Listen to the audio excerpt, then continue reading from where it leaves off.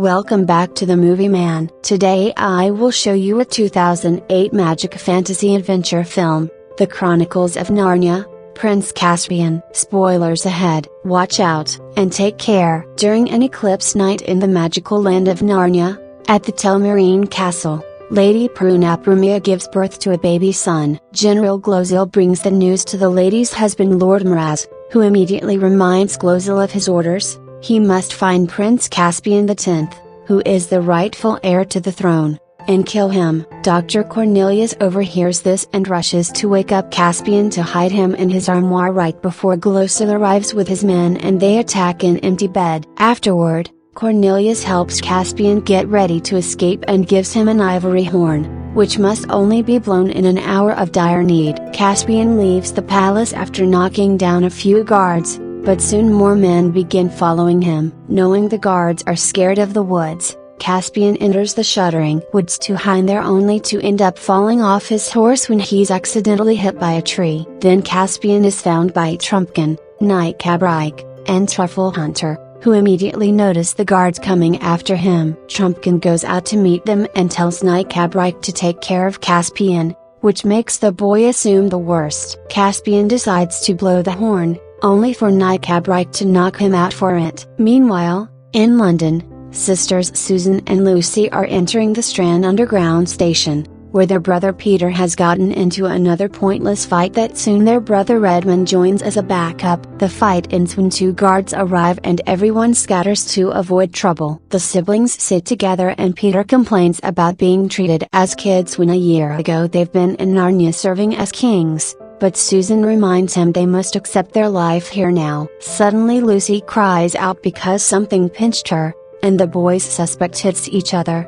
But Lucy quickly realizes something magical is going on. Susan says they should hold hands, and when the train passes by, the walls around them dissolve until the group finds itself in a cavern near a beautiful beach. The siblings rush to play in the water, and Peter points out they must be back in Narnia, but Edmund doesn't recall Narnia having ruins in it. The group goes to investigate the ruins of a castle nearby and they're devastated to realize this is Cair Paravel, the place where they once reigned. Meanwhile, Glozil and his men return to the castle with a captured Trumpkin, which is perfect for Mraz's plan. Soon a council session begins because the lords, including Soapspian, want to discuss the fact they don't trust Mraz since it's very suspicious that Caspian disappeared the same night Mraz had a baby. Mraz responds by saying Caspian was abducted by Narnians, and as proof, Glozil brings a gagged Trumpkin. Then Mraz explains that Narnians aren't as extinct as they thought and that they've breeding steadily while waiting for the right moment to conquer Telmar. He also swears he'll find Caspian and finish what their ancestors began. Back at Cair Paravel, Edmund finds signs of the barrage, meaning the castle was invaded a long time ago. While time on Earth had only been a year, here a whole century has passed. The siblings keep looking around and discover the royal treasure room is still intact, so they use Edmund's torch to find their old royal clothing and weapons. However, Susan's horn is missing. Lucy also gets sad because she realizes all the friends they had here are now dead. Once they're properly armed, the siblings go looking for answers. At that moment, they discover a boat rowed by two Telmarine soldiers, who grab Trumpkin with the intent of drowning him. They're suddenly interrupted by an arrow that lands on the boat shot by Susan, who demands the dwarf be freed. The soldiers throw the dwarf into the water anyway, and while Peter and Edmund rush to save him, Susan shoots one of the soldiers, which scares the other into running away. Trumpkin isn't happy to be saved by humans, but he quickly changes his mind when he realizes these four are the kings and queens of old. Part of him is still afraid this may be a trap though, so Edmund accepts to have a quick spar to prove their identities. Since he hasn't done this in a while, Edmund has some trouble at first, but soon his body remembers and successfully disarms Trumpkin. The dwarf now believes them and thinks Caspian blowing the horn brought them here. In the shuddering woods, Caspian finally wakes up and hears Knight Cabrike and Truffle Hunter discuss what to do with him. Still thinking the worst, Caspian tries to fight Knight Cabrike, only for Truffle Hunter to cut in and ask who he is. Caspian tells them his story and tries to leave to escape from his uncle, only for Truffle Hunter to stop him because the horns assign Caspian is supposed to save them. At the castle, Mraz confronts Cornelius with the arrow they recovered from his fallen soldier and asks about the horn. Cornelius explains the horn could summon the 4 kings and queens, and then Mraz orders his arrest for teaching Caspian about old myths. Soapspian notices all this and tries to tell Glozil he should reconsider whom he trusts, but Mraz interrupts them to send Glozil and his men to Beruna so they can capture Caspian before the Narnians do. In the meantime, Trumpkin and the siblings row upriver while the dwarf explains that Aslan abandoned Narnia when the siblings left. That's why the Telmarines were able to invade. Since then, the trees and many of the talking beasts of Narnia don't talk anymore. When they make it to shore, Lucy sees a bear and tries to befriend it, but the bear is savage and attacks her. Trumpkin immediately kills it and reminds the kids that things in Narnia are darker now. In the shuddering woods, Caspian, Nightcabrike, and Truffle Hunter go looking for more Narnians. When Truffle Hunter smells the Telmarine search party, the trio immediately runs away while the Telmarines chase after them. They manage to hit Truffle Hunter, but suddenly, a mysterious tiny creature begins attacking the soldiers, killing them all in a matter of minutes with precise and deadly skill. Then the creature comes forward and reveals to be a mouse named Ripacheep, who notices Caspian is also a Telmarine and threatens to kill him. Truffle Hunter immediately comes in his defense, explaining Caspian had been the one to blow the horn. At that moment a party of centaurs arrive and join them because they've also heard the horn. In a different part of the forest, Peter insists on taking the party along a pathway that Trumpkin's sure doesn't exist anymore. It turns out the river eroded a canyon where the crossing once was. Suddenly Lucy notices something across the canyon and is shocked to see Aslan, the pseudo-god of Narnia, but for some reason, the others don't see him too. Nobody believes Lucy except Edmund, who has already learned his lesson last time. In the evening, Caspian finds himself surrounded by a bunch of angry Narnians who don't know if trusting him or not. The Telmarines are usually cruel to Narnians, but Caspian did blow the horn. An argument that involves lots of screaming and accusations ensues, and Caspian finally gets them to calm down by pointing out that he's the rightful king, so he can swear to bring peace between Telmarines and Narnians. Glynstorm the centaur explains he's read the astronomical conjunction and this is the right time for an alliance, and Caspian is finally accepted by everyone as their new leader. Back to the siblings, they travel to Beruna and discover the area is occupied by Glozil's men, who are building a bridge and huge trebuchets by cutting down lots of trees. This path is too dangerous to keep going, so the group returns to the spot where Lucy saw Aslan earlier. When the others tease her for her vision, Lucy gets annoyed by their lack of trust and accidentally falls through a layer of loose ground, only to discover this is a ledge they can take to cross the river. Later at night, Susan wonders why only Lucy can see Aslan and admits she had gotten used to living in England again, so having been dragged back to Narnia has been difficult, especially because it can't be permanent. In the morning, Lucy finds some magic leaves and flowers and follows them to finally find Aslan, who tells her things never happen in the same way twice. Then Lucy wakes up for real and tries looking for Aslan again. However, she's stopped by Peter, who has been stalking a mysterious figure that turns out to be an armed minotaur. Peter then comes closer to investigate, only to be attacked by Caspian, which triggers a fierce sword fight. After they exchange a few blows, Lucy asks them to stop as she notices this guy must be a friend because he's surrounded by Narnians. Once the siblings realize Caspian is the prince in exile, everyone does the proper introductions, and the Narnians are happy to have their kings and queens back. Accepting to work together, their first step is to move to find some fort where they can be safe to plan and prepare for battle. Caspian takes them to Aslan's house, and after an honorable welcome from the centaurs, he shows them that this stronghold was built atop the table where Aslan had died for Edmund's sins. Next, Ripacheep and his band of mice approach the bridge site to steal weapons and armor, only leaving behind a message saying you were right to fear the woods, X. That X stands for Caspian X. Mraz discovers this and orders Glozil to kill the guards that failed to protect their weapons. He also announces that Caspian has turned renegade, so they need a new king.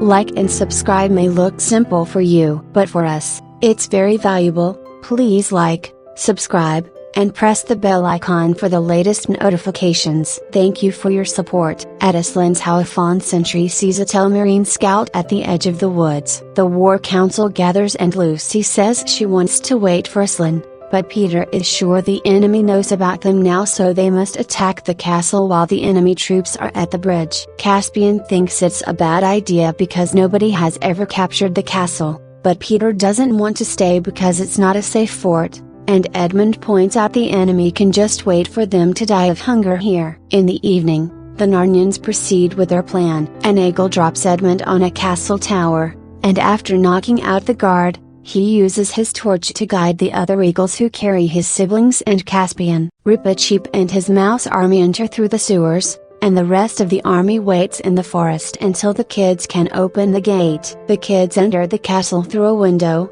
and Caspian discovers Cornelius was captured, so he rushes out to rescue him while promising to get to the gate in time. While the mice beat up guards and even a cat, Caspian finds and rescues Cornelius, who explains it was Mraz who killed his father. Furious, Caspian rushes to confront Mraz with his sword, causing Prunapramia to answer with her crossbow. Then Susan and Peter arrive to remind Caspian about the gate, but the prince is obsessed with wanting the truth. Mraz admits he killed Caspian the Ninth, and Prunapramia doesn't recognize her husband anymore. Confused, Prunapramia shoots her bow and hurts Caspian, giving Mraz the chance to escape and call the guards. Meanwhile, Edmund accidentally drops his torch and it's caught by a guard, so he begins fighting the man for it. As Caspian, Susan, and Peter reach the gate to finally open it, Edmund finally gets the torch back and sends the signal to make their troops attack. A fierce battle begins between the Narnians and Telmarines,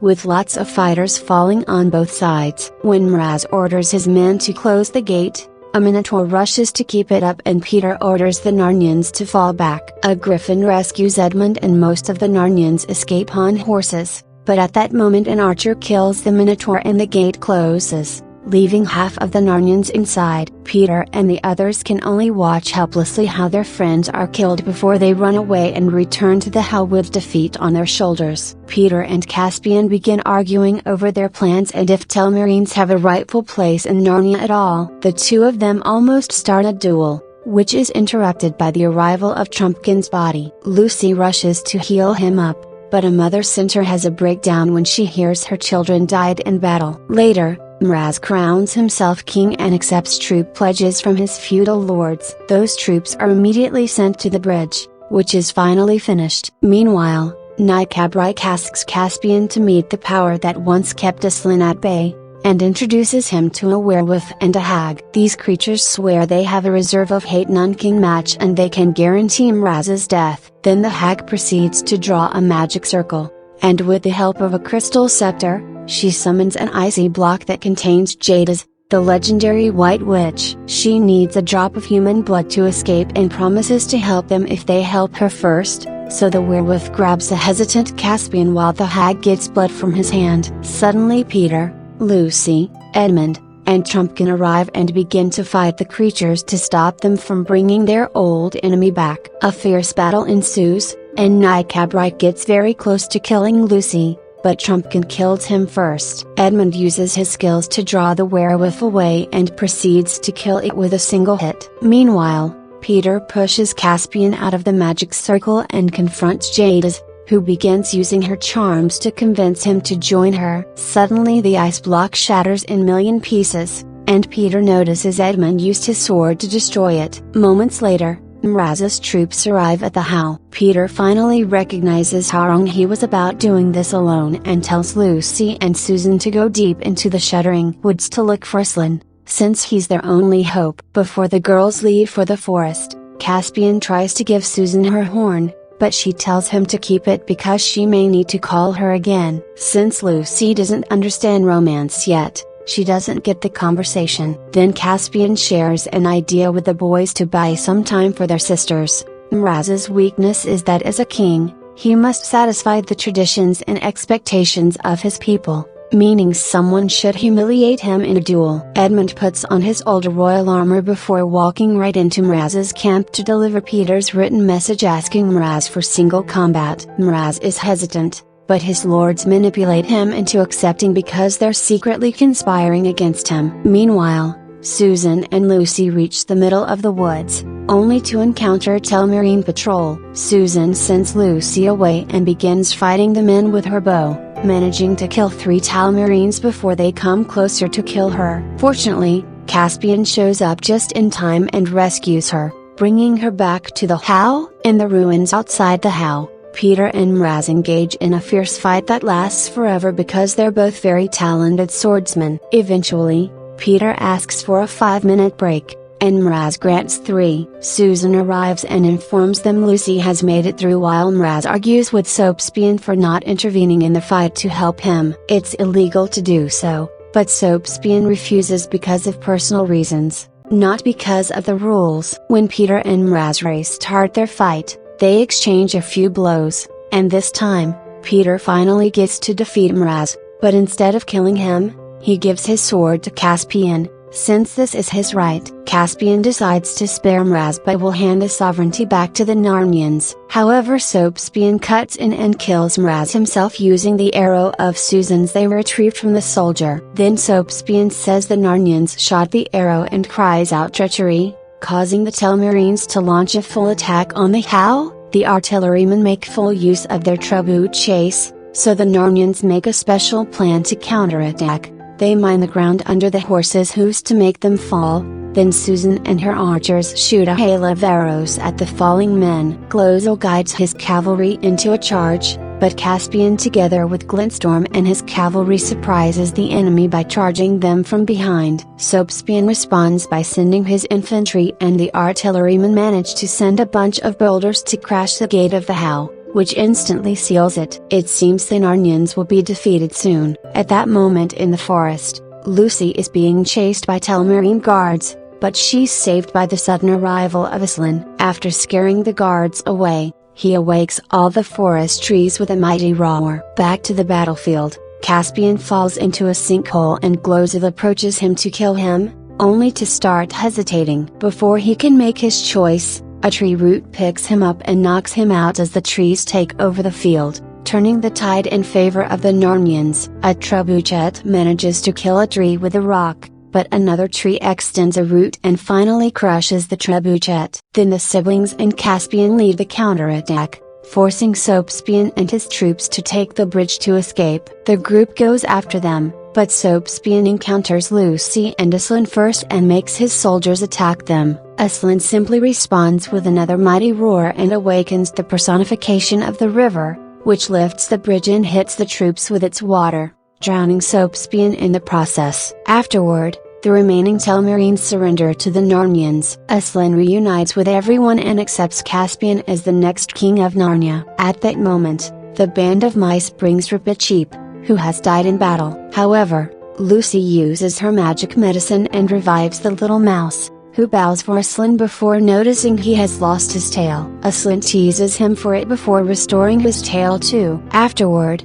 Aslan takes Caspian and the siblings through Telmarine's capital, where the citizens meet them with cheers and fireworks. When they make it to the castle, Caspian announces that Narnia will be a Narnian Telmarine Federation, and any Telmarine that doesn't like that can return to the land of their forefathers, which happens to be an island on Earth that contains a portal to Narnia. Glosel immediately accepts to come back and takes Brunabrumia and her son with him. Aslan opens a portal for them, and they disappear after crossing it. Peter uses the moment to point out Caspian must now take charge, meaning he and his siblings will take the portal and return to their normal lives too. Unfortunately, this means Peter and Susan won't return to Narnia ever again because they're too old. After Peter gives Caspian his sword, Susan takes a moment to say goodbye to Caspian, lamenting that a romance between them would have never worked because she's 1300 years older than him, but she does gift him a kiss. The siblings step through the portal and magically find themselves back on the underground platform, where they take the next train as Edmund complains he forgot his torch in Narnia.